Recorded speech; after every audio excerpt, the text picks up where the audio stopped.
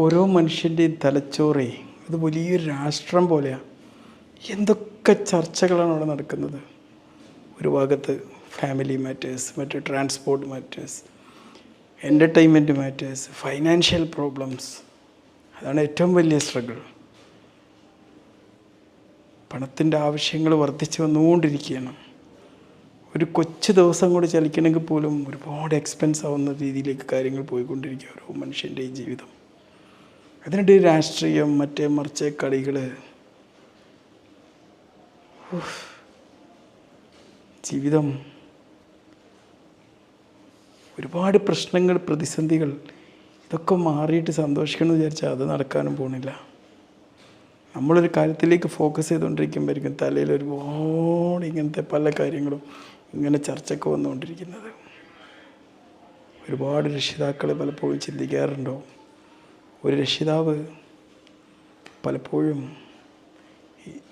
ആത്മഹത്യക്ക് മുതിരില്ല, എന്നാലും ഈ ജീവനൊന്ന് കഴിഞ്ഞു കിട്ടിയിരുന്നെങ്കിൽ എന്ന് ചിന്തിക്കുന്ന സാഹചര്യങ്ങൾ കാണാറുണ്ട്. അത്രയ്ക്ക് പ്രശ്നങ്ങളായിരിക്കും, അത്രപോലെ സോൾവ് ചെയ്യപ്പെടേണ്ട പ്രശ്നങ്ങൾ. അപ്പം മനുഷ്യന് ഒരു രക്ഷ എന്നുള്ള നിലയിൽ പുറത്തു പോയിട്ട് പല രാഷ്ട്രീയ ചർച്ചകളും അങ്ങനത്തെ അടിപിടികളും മതതർക്കങ്ങളും ഒക്കെ ആയിട്ട് പോകും. അങ്ങനെയൊക്കെ ചെയ്യുന്ന മനുഷ്യന്മാർ ഒരാശ്വാസമാണ് അതിലൂടെ കണ്ടെത്തുന്നത്. കാരണം വീട്ടിൽ അതിലേറെ പ്രശ്നങ്ങളുണ്ടാവും. ആ പ്രശ്നങ്ങളിൽ നിന്ന് മോചനം കിട്ടാൻ വേണ്ടി മറ്റൊരു പ്രശ്നം. പ്രശ്നങ്ങളില്ലാതെ മനുഷ്യൻ ജീവിക്കാൻ പറ്റില്ല. മനുഷ്യൻ്റെ തലച്ചോറ് പ്രശ്നങ്ങൾ സോൾവ് ചെയ്യാനുള്ളതാണ്. പ്രശ്നങ്ങൾ ഇങ്ങനെ സോൾവ് ചെയ്തുകൊണ്ടിരിക്കുക, സൊല്യൂഷനെക്കുറിച്ച് ചിന്തിക്കുക. പ്രശ്നങ്ങൾ, അസ്വസ്ഥതകൾ ക്രിയേറ്റ് ചെയ്യുമ്പോൾ സൊല്യൂഷൻ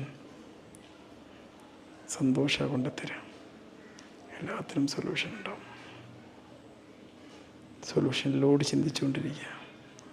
ആ സൊല്യൂഷനൊടുവിൽ ചിലപ്പോൾ സൊല്യൂഷൻ കിട്ടിയിട്ടില്ലെങ്കിലും പോലും സൊല്യൂഷൻ മറ്റൊരാളാൽ പൂർത്തീകരിക്കപ്പെടേണ്ട ദൗത്യമായിട്ട് ബാക്കിയാക്കിയിട്ട് ജീവിതം അങ്ങ് അവസാനിച്ചിട്ടുണ്ടാവും.